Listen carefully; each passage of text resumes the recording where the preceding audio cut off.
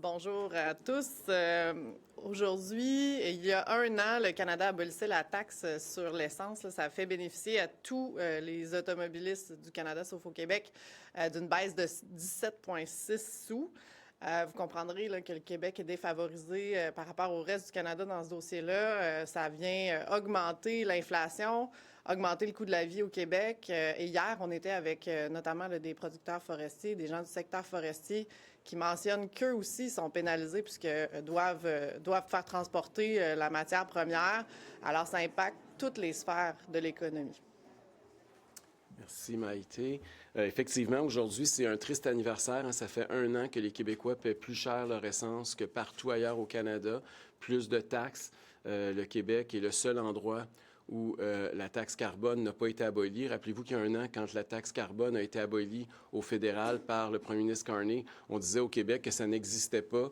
Le Parti conservateur a contesté cette interprétation tordue parce que les Québécois le paient. C'est juste que c'est une taxe hypocrite. C'est une taxe qu'on ne voit pas quand on paye. On ne sait même pas exactement le montant de taxe carbone qu'on verse, alors que les 5 autres taxes que les Québécois paient sur l'essence, on sait c'est quoi. Il y a 6 taxes au complet au Québec sur l'essence. On paie près de 40 du prix de l'essence, que c'est pas pour l'essence, c'est pour les taxes. Et avec la montée récente des prix, avec le premier anniversaire de la taxe carbone, je pense que ce serait important que les autres partis commencent à prendre conscience du problème. Je sais que les deux candidats à la direction de la Coalition Avenir Québec, dont un des deux va être premier ministre dans quelques jours, ont dit qu'ils voulaient abolir la taxe carbone ou rembourser la taxe carbone pour les agriculteurs. C'est très bien, on se réjouit parce qu'effectivement, les agriculteurs sont dans une situation désavantageuse par rapport aux agriculteurs d'ailleurs au Canada. Cela étant dit, il faut que la taxe carbone soit abolie pour les autres types d'entrepreneurs, puis les autres Québécois, les autres automobilistes. Comme l'a mentionné Maïté, hier, on a rencontré des producteurs de l'industrie forestière. C'est une industrie qui a de la grande difficulté, Près de la moitié, près de 30 000 emplois sont menacés au moment où on se parle. Il y a des scieries qui ferment pratiquement toutes les 2 semaines. Ces gens-là paient en moyenne, ça représente la taxe carbone 3 $ du mètre cube de bois de plus pour produire au Québec que produire en Ontario. Ça, c'est un coût réel dont on pourrait soulager les producteurs. Ce n'est qu'un exemple. Et on pense donc que c'est important. Puis l'autre affaire qui est assez surprenante puis qui démontre l'importance d'avoir Maïté maintenant, qui représente le Parti conservateur du Québec à l'Assemblée nationale, l'écrasante majorité des Québécois est d'accord avec nous. Il y a plus de 70 % des Québécois qui en ont assez, qui pensent que la taxe carbone doit être abolie. Et malheureusement, il n'y a aucun député des 4 partis traditionnels à l'Assemblée nationale qui a le courage de dire ça et d'appuyer ce que les Québécois souhaitent. Il y a 99 % des députés qui représentent une très faible minorité des Québécois sur cet enjeu. Sur ça va nous faire maintenant plaisir de répondre à vos questions. C'est quoi votre point de vue sur la Constitution? C'était des amendements qui s'en viennent, mais sur le principe comme tel de la Constitution? Bien, j'ai cru comprendre effectivement qu'il y a des amendements qui s'en viennent, notamment sur la question de l'avortement. Maïté et moi, on avait fait des représentations en commission parlementaire, notamment à cet effet-là. Et de façon générale, l'idée de que le Québec soit doté d'une constitution, c'est quelque chose qu'on applaudit. On a toujours été favorable à ce que le Québec se dote d'une constitution. D'ailleurs, on va publier dans quelques semaines un essai sur l'autonomie québécoise, le Destination Autonomie, où il va en être abondamment question. Donc, on appuie l'initiative du gouvernement à cet égard-là. La seule crainte qu'on a, c'est que là, on a un gouvernement qui est un peu illégitime quand on regarde les sondages. En fin de mandat, un exercice qui n'a pas fait une consultation aussi importante que ça aurait été possible, on trouve qu'on devrait peut-être attendre l'arrivée d'un nouveau gouvernement pour adopter cette Constitution. Tous les autres partis ont dit qu'ils voteraient contre le projet de loi. Vous dites que c'est légitime, vous étiez en faveur, donc vous allez voter pour? Mais je vais laisser Maïté parler. Oui, exact. En fait, sur le principe, je pense que c'est important que le Québec s'affirme sur les valeurs qui lui sont chères. Donc, pour moi, il est certain que dans la mesure où le projet de loi cheminera jusqu'à un vote, oui, on pourra voter pour. La critique numéro 1, des partis d'opposition à l'Assemblée nationale, bien des organisations syndicales, bien des organisations de la société civile, c'est aucune consultation en amont, aucun forum. Mais vous n'êtes pas aussi fort là-dessus, je devrais dire, dans votre propos, M. Duhem, par exemple, que les autres partis là-dessus. Êtes-vous mi-figue, mi-raisin par rapport à ça? Vous l'avez très bien dit, ça a été nommé. Il y a manqué de consultation en amont. Ceci étant, sur le principe, même le Parti libéral souhaitait qu'il y ait une constitution qui soit adoptée.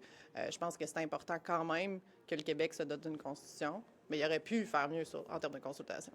C'est pas assez pour que vous votiez non. Écoutez, le principe, là, on est d'accord avec l'idée d'une constitution. Il faut arrêter de faire de la partisanerie. Là. La constitution, ce n'est pas une affaire d'un parti ou d'un autre. Là. C'est quelque chose, c'est une loi fondamentale pour l'ensemble des Québécois. Puis oui, il faut que ça soit rassembleur. Puis pour ça, oui, il aurait fallu qu'une consultation plus importante ait lieu. Sauf que ce que je trouve déplorable, c'est que le Parti libéral fasse de la petite politique. Eux qui étaient favorables à un projet de constitution, là, parce que ça ne vient pas d'eux, sont contre.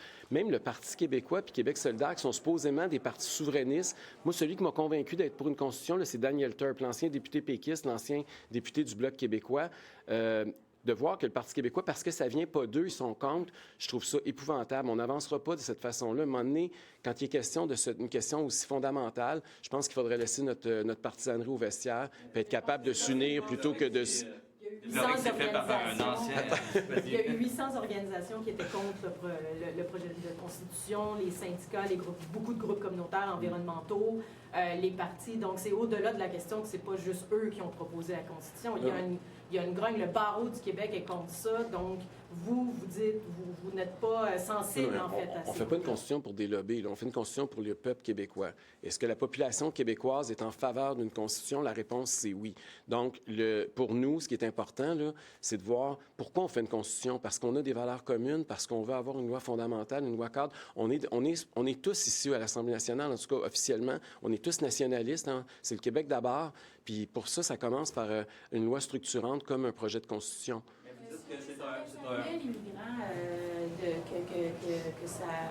On devrait accueillir de façon de plus au Québec si on rouvrait le PEC. Vous pensez pas de ça? D'ailleurs, votre position sur le PEC, rappelez-moi là, c'est vous demandiez qu'on le... On a déposé un projet de loi, d'ailleurs, il y a quelques semaines, là, pour régionaliser l'immigration. À l'intérieur de ça, il y a une clause de droit acquis. Il faut comprendre le 125 000 et sur plusieurs années, là, ça équivaut à environ 20 000 par année. Et nous, notre posture, elle est claire, c'est qu'il faut tenir compte de la capacité d'accueil dans les régions. C'est ça qu'on n'a pas comme donné en ce moment. Puis je pense que tous les partis aujourd'hui demandent à ce que le ministre fasse preuve de transparence, rende disponibles les données dans les régions. Les gens sont déjà installés.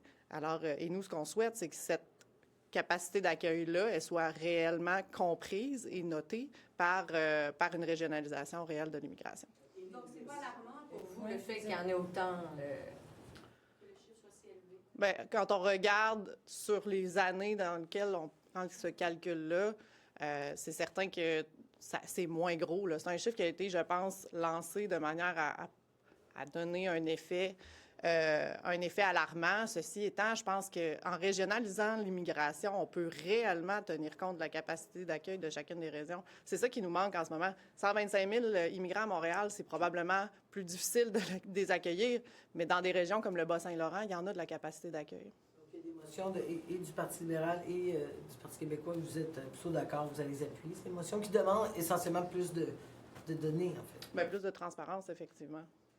Vous trouvez ça problématique, là, le fait que des logements dits abordables, subventionnés, ne le soient pas vraiment?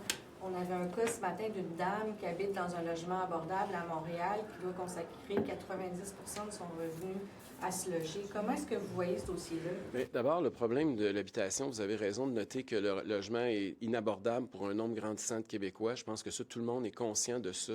Il y a une crise du logement au Québec. Tout le monde est conscient de ça. Maintenant, quelle est la solution? Pour nous, la solution, c'est pas nécessairement de subventionner plus, c'est de permettre la construction plus rapide de logements à prix abordable. Et on croit à l'effet de domino aussi, là, même des logements plus chers, vont avoir un effet, c'est-à-dire que les gens vont libérer potentiellement des logements un peu moins chers pour monter l'échelle sociale, puis libérer des places donc pour ceux et celles qui ont moins les moyens. Donc, la solution, c'est d'augmenter l'offre. Et c'est pour ça que nous, la solution, c'est construisons. Arrêtons de mettre des bâtons dans les roues de ceux qui veulent développer, de ceux qui veulent construire, puis assurons-nous que le prix baisse ou à tout le moins cesse de monter, là. Confiance au marché pour ramener l'accessibilité au logement abordable? On a toujours fait confiance au marché dans l'histoire du Québec. Là. Le marché a été celui qui a dicté davantage les normes historiquement. Si On construit, mais on n'intervient pas. Là. Bien, c'est-à-dire que plus on va construire, plus il va y avoir... Tu sais, moi, je suis un capitaliste, là, comprenez-vous? Je crois à l'offre et la demande. Et moi, je pense que présentement, on a un problème d'offre parce que la demande monte puis l'offre n'augmente pas. Donc, il faut s'assurer que l'offre soit au rendez-vous. Puis la seule façon de le faire, c'est d'augmenter la construction. Sur le du logement, c'est plutôt, on parle de la crise de l'abordabilité, dans le sens où il y a des logements qui sont vacants, qui sont des logements de luxe, où il n'y a absolument personne dans ces logements-là parce que les loyers sont trop chers. Donc, d'augmenter l'offre, si on n'augmente pas des logements pas chers, ça ne va pas nécessairement aider. Bien, les coûts de construction, prenons cet exemple-là. On parle d'inflation. Là, on disait tout à l'heure, la taxe carbone qui a un effet, elle a un effet aussi sur les coûts de construction. D'agir sur une taxe peut avoir un effet positif à la fin de la chaîne lorsque les constructions se font. Si le coût du bois augmente parce que ça coûte plus cher à produire, ça coûte plus cher à transformer à cause d'une taxe sur l'essence, par exemple, bien, en agissant sur cet élément-là, comme on l'a mentionné en début d'entrevue, en agissant sur la taxe, bien, on vient réduire les coûts de construction ou à tout le moins réduire l'inflation associée aux coûts de construction. Ça va nécessairement se traduire par des baisses de loyer. Bien, en amont, si ça coûte moins cher puis qu'il y a de l'offre disponible, comme M. Duhem le mentionnait, qu'il y a plus d'offres, oui, éventuellement, ça sera effectivement moins cher. Mais là, on voit une inflation galopante, puis ça ne va pas s'améliorer avec l'augmentation du prix de l'essence. Merci beaucoup. Merci. Bonne journée.